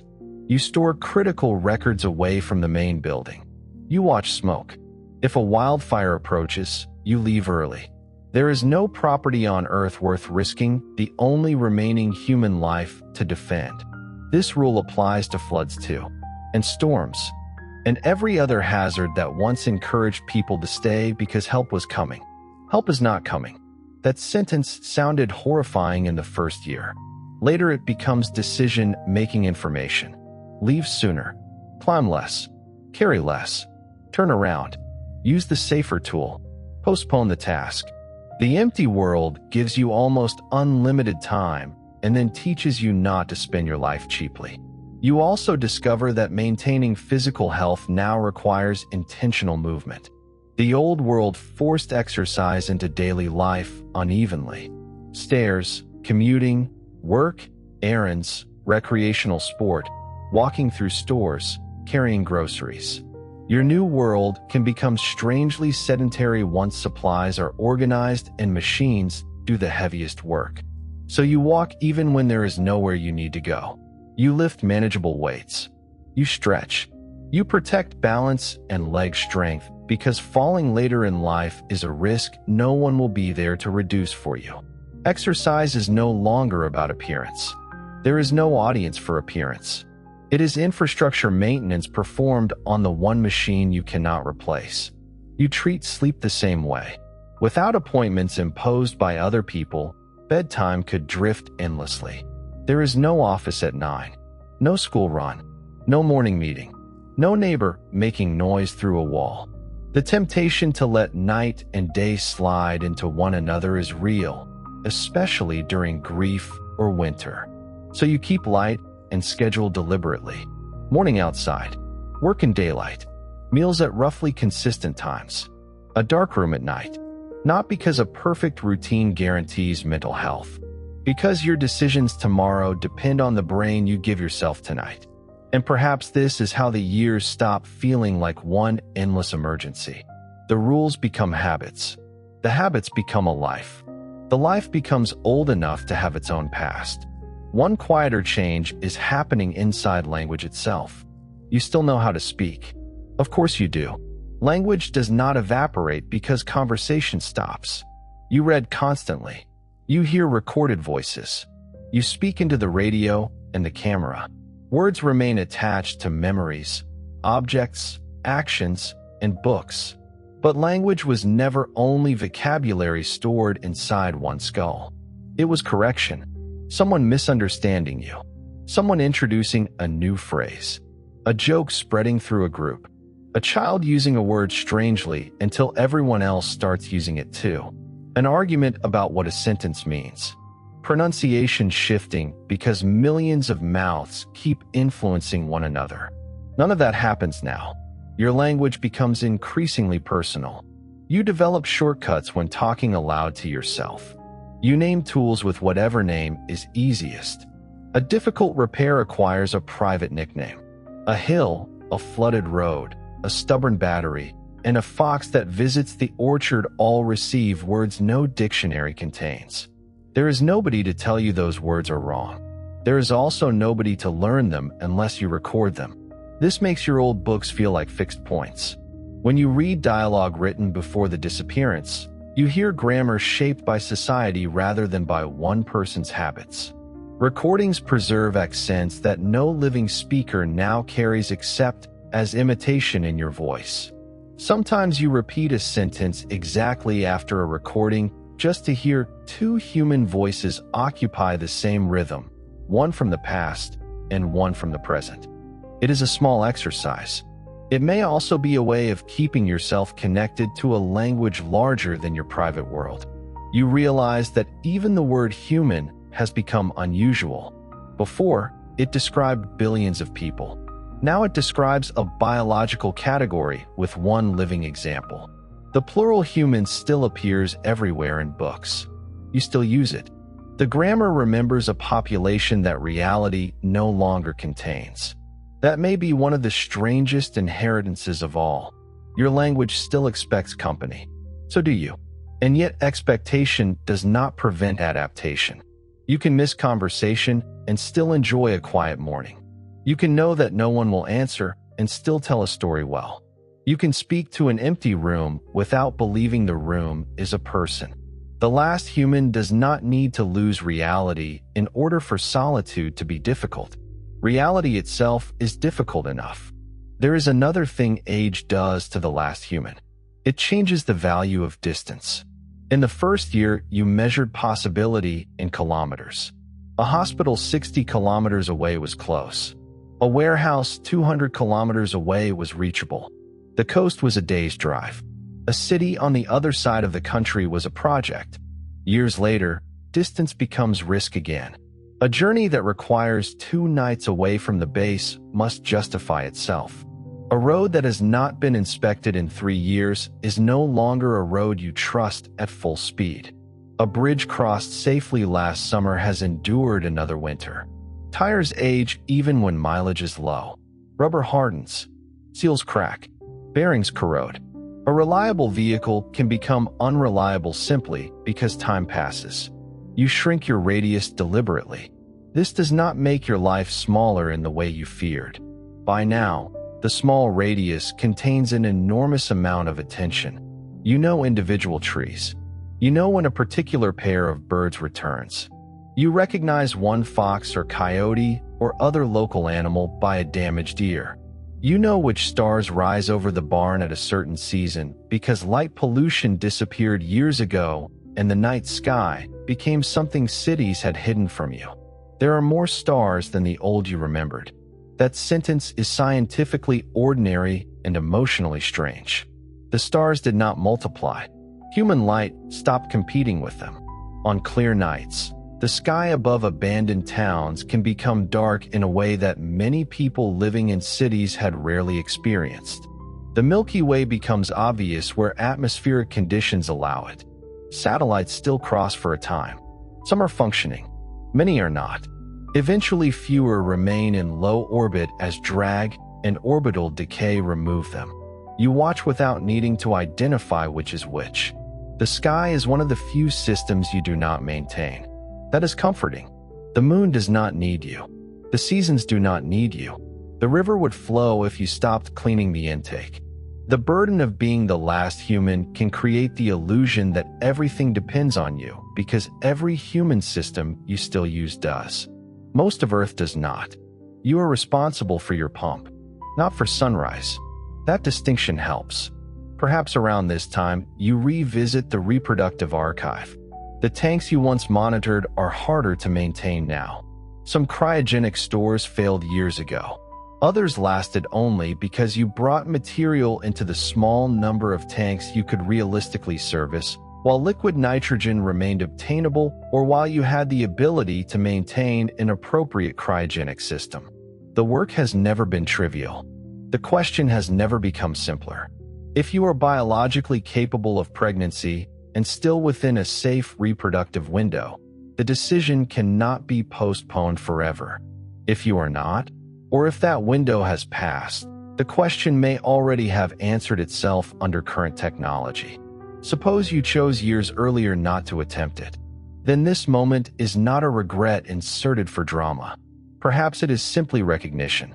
Humanity will end with you. Or suppose you did attempt it and succeeded. Then this would no longer be the story of the last human. The title would stop being true the moment a child was born. Our thought experiment asks what it means for you to remain the last one. So let us follow the branch in which no second human enters the world. That does not mean you failed humanity. A species is not an obligation one individual can automatically inherit. No one consented to becoming the sole reproductive bridge between billions of dead people and hypothetical future generations. You are a person before you are a demographic event. That may be the most important ethical boundary in the entire scenario. The last human is not a seed vault with feelings attached. You are the last member of a species, yes. You are also simply one member of it. Your life still belongs to you. So the decades continue. The orchard changes. Some trees die, and you replace fewer than before. The garden becomes smaller and better designed. You know which varieties thrive with little attention. You use mulch to reduce watering. Rainwater storage becomes more important. You favor foods that store well and crops that return reliably. Wild descendants of domestic plants appear in strange places. Some do well. Most cultivated landscapes around you have long since moved into succession. Fields become shrubland or forest depending on climate, soils, grazing animals, fire, and local ecology. Fences collapse. Drainage systems fail. Rivers occupy spaces engineers once denied them. You do not describe this as nature taking revenge. Nature is not angry. Water follows gradients. Roots enter cracks. Metal corrodes. Animals use habitat. The world has no opinion about abandoned property. Your maintained clearing is simply another ecological disturbance, one created by the last human instead of millions of them. Sometimes animals learn that your garden is food. You become part of local ecology in an embarrassingly direct way. A fence you repair changes where deer feed. Compost attracts scavengers. Fruit trees feed birds. Your roof gives nesting sites. The last human is not outside nature watching it reclaim civilization. You are an animal making a small habitat inside another habitat. This matters because the phrase last human on Earth can sound as though the planet has become empty. It has not. It is crowded with life. Most of that life does not know you are special. A mosquito does not hesitate because your blood is historically important. A bear, where bears live, does not recognize the end of Homo sapiens. A tick does not respect archives. A storm does not spare the last roof. This indifference can feel cruel if you expect the universe to acknowledge your status. Eventually, it becomes peaceful. You do not have to perform lastness for the planet. You only have to live. The radio ritual continues into later age. Perhaps you modify the message. For years it said, "This is a survivor calling from Earth. If anyone can hear me, respond." Now it says something different. This is a human voice transmitting on this date. My name is the same name you added years ago. I am alive. The change is small. You are no longer asking the world to disprove your solitude. You are marking presence. One evening, you decide to explain the entire story into the microphone even though the transmitter's range is finite and there is almost certainly no receiver operated by a human anywhere. You describe the first morning, the empty bus, the hospital, the shelter, the dog climbing into the car, the first winter, the terrible garden, the cut on your hand, the radio voice that turned out to be a recording, the highway where you missed traffic, the dog beneath the tree, the birthdays, the stars. You do not summarize humanity. That would be impossible. You summarize a life. Perhaps that is the only scale on which humanity was ever understandable. Billions of lives cannot be held in one mind. One can. You transmit until the battery warning appears. Then you stop. The message travels outward at the speed of light until it weakens into noise. For a tiny distance around Earth, the universe contains one more human signal. No receiver is required for the transmission to have happened. Years earlier, you might have found that sentence tragic. Now it feels factual. There are facts that do not need witnesses to become real. A flower blooms behind the shed when you do not see it. Rain falls at night while you sleep. A radio wave leaves the antenna. A person lives a day even if nobody else records it. This becomes important as your body enters old age. You can no longer maintain the large archive of digital files you once imagined preserving forever. Drives fail. Interfaces become obsolete. Batteries swell. Replacement electronics age on shelves even when unused. Some optical media survive better than others under good storage, but nothing is guaranteed indefinitely. You stop fighting that battle on every front. You keep a smaller archive alive. The notebooks, printed manuals, selected photographs, a few recordings copied to the best media you can still operate, a concise written account stored in several dry places, your name, the date of the disappearance as you measured it, where you lived, what you observed, the locations of larger archives if anyone ever comes. No one will. You know that now. But leaving a note is one of the oldest human gestures. We write because another mind might exist beyond the present moment. The last human has no evidence that one will. You write anyway. Then a medical problem arrives that cannot be solved by inventory. Maybe it is not dramatic. Your vision develops a cataract. Your joints become painful. Hearing becomes less sharp. A tooth fractures. Blood pressure rises. The body accumulates maintenance tasks just as the house does. Except spare parts are not waiting in a warehouse. Some problems can be managed. Glasses, diet, exercise, simple medication while reliable supplies remain. A dental problem is more frightening. Modern dentistry is extraordinarily dependent on trained hands working inside someone else's mouth. You can brush, floss, prevent, inspect, use temporary materials, perhaps learn limited emergency procedures from manuals. You cannot easily perform precise dentistry on yourself.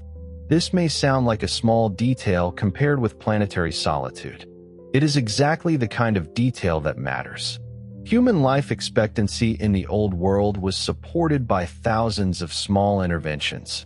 A filling, a blood test, a vaccine, a suspicious mole examined early, a broken bone aligned, an infection cultured, a prescription adjusted. No single intervention defines civilization. Their accumulation does. As the last human, your chance of reaching an ordinary old age depends heavily on luck. You could die in the first week from an accident. You could die in the first years from an illness that would once have been treatable. Or, if you are healthy, careful, fortunate, and living in a favorable environment, you could survive for decades. Food does not impose a short deadline. Water does not have to if you establish a reliable source. Shelter can be maintained. Energy can be simplified. The planet contains immense supplies. Your body is the irreducible bottleneck. There is only one. That is the answer survival fiction often avoids because it cannot be solved by clever scavenging. You can stock 10,000 bandages. You cannot stock a second pair of hands. You can collect every medical textbook in a country. You cannot be unconscious and operate on yourself. You can own 1,000 vehicles. You can only drive one at a time. The last human possesses almost everything and lacks the one resource civilization was built from: other humans. Before we follow this life into old age, gather the answer the years have already given us. If you were the last human on Earth, the first days would be dominated by disbelief and search. You would try to find people long after the rest of us, standing outside the thought experiment, knew there were none. Then survival would become practical. Water before treasure. Safety before adventure. Knowledge before luxury. Redundancy before elegance. Simple tools before impressive ones. Prevention before medicine. Routine before despair. You could live surprisingly well in material terms for a while, because the abandoned world contains far more food, clothing, tools, shelter, machinery, and information than one person could consume. But those resources would gradually separate from the systems that made them useful. Electricity would fragment. Water treatment would fail. Fuel would age. Roads would close. Buildings would become unsafe. Medicines and batteries would become less reliable. Advanced machines would fail in ways you could not manufacture your way out of. So your life would move from abundance toward simplicity. And psychologically, the problem would not be solved by simply being strong enough to tolerate loneliness. Humans are social animals. The absence of every other human would remove conversation, shared memory, touch, conflict, recognition, and the ordinary external structure provided by other people's needs. Routine, writing, recordings, meaningful work, animals, exercise, sleep, and deliberate rituals might help preserve function. None would make solitude equivalent to society. You would not stop needing people because people were unavailable. You would learn to live with an unmet need. There is a difference. The question of restarting humanity would remain conditional rather than cinematic. Preserved reproductive material could create theoretical paths under some biological and technical circumstances, but one isolated person cannot simply restart a healthy civilization by visiting a fertility clinic. Current reproductive technology still depends on bodies, expertise, equipment, storage, medicine, and care networks that one survivor cannot reliably replace.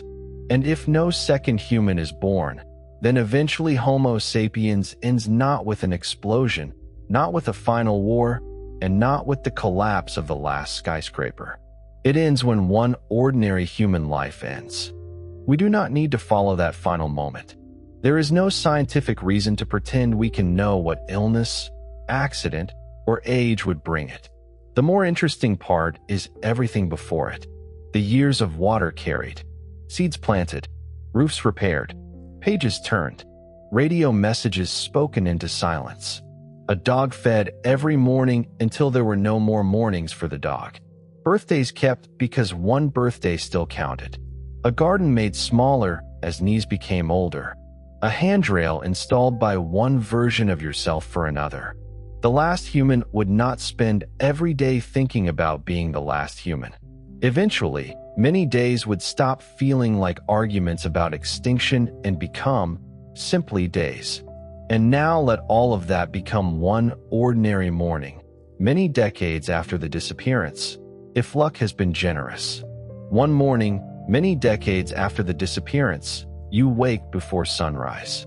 The house is colder than you like. You move slowly now. There is a handrail beside the bed because your younger self installed it long before pride would have allowed you to admit you might need one. You thank that younger person silently. Tomorrow's you finally arrived. The room contains layers of your own life. Tools from the first year. A photograph of the dog. A radio replaced several times, but serving the same purpose. A notebook whose earliest pages were written in handwriting steadier than yours is now. Outside, the world is not ruined. Ruined is a human category. It is morning. Birds are active in trees that did not exist when people vanished. The old highway is barely visible from the hill. The nearby town has buildings you no longer enter. Some have collapsed. Others stand beneath vines and weather. The orchard is smaller, but still gives fruit. You boil water for a drink. The action is slow. You sit beside the radio. For years you have considered ending the daily transmission because maintaining the habit requires energy and there is no rational expectation of response. For years you have continued. This morning you turn it on. Static. You listen long enough to hear the usual nothing. Then you press transmit. You say the date. You say your name. You say, I am still here. For words. That is all. No speech about humanity. No final declaration. The garden needs watering later if the rain misses again. You have a book half finished beside the chair. There is bread to make. The roof over the storage shed needs inspection from the ground because you no longer climb ladders. Being the last human never turned every morning into a monument. Most mornings remained mornings. And now return from that empty world. Not quickly. Let the old house fade first. Let the radio become silent. Let the orchard move back into imagination. Let the abandoned town restore its roofs. Let the roads clear. Let streetlights return. Let the internet fill again with messages you do not have time to read. Let hospitals contain nurses changing shifts. Let water plants have operators. Let fire stations have crews. Let the pharmacy contain someone who knows which medicine belongs in which bottle. Let the supermarket be mildly annoying again. A cart blocks an aisle. Someone takes too long at the checkout. A child asks the same question 3 times. A phone rings in a cafe. A dog pulls toward another dog on the sidewalk while 2 strangers exchange the smallest possible conversation. None of these moments look like civilization defending itself against extinction. They are civilization. The thought experiment began by giving one person everything humanity had built. Every empty house, every vehicle, every store, every museum, every library, every abandoned tool. And then, slowly, it revealed what was missing from that inheritance. The person who knew how to repair the machine. The person who noticed you were sick. The person who answered the radio. The person who remembered something differently than you did. The person who annoyed you. The person who laughed before you understood the joke. The person who would use the handrail after you installed it. Civilization was never the pile of objects. It was the relationships that kept objects, skills, knowledge, and people connected across time. That is why one human can inherit the material world and still inherit almost none of civilization's real power. Tonight, you do not need to maintain that network. Other people are awake doing parts of it. Someone is monitoring a grid. Someone is driving an ambulance. Someone is testing water. Someone is repairing a road. Someone is feeding an animal. Someone is stocking a shelf. Someone is answering a call from a person who does not know what to do next. And around you, perhaps very close or perhaps farther away, there are human voices. Some you know, most you never will. You do not need to value every sound equally. You do not need to become grateful for traffic forever. Tomorrow you are allowed to find crowds tiring and queues annoying again. But for this one quiet moment, the existence of other people can remain slightly visible. The world does not depend on one pair of hands. Yours can rest. The water can stay in the tap without you checking the pump. The lights can remain someone else's responsibility. No radio needs your final message. No species waits for your decision. There is only an ordinary night in a world still full of human beings. And ordinary, after imagining the alternative, is a remarkable thing. Good night.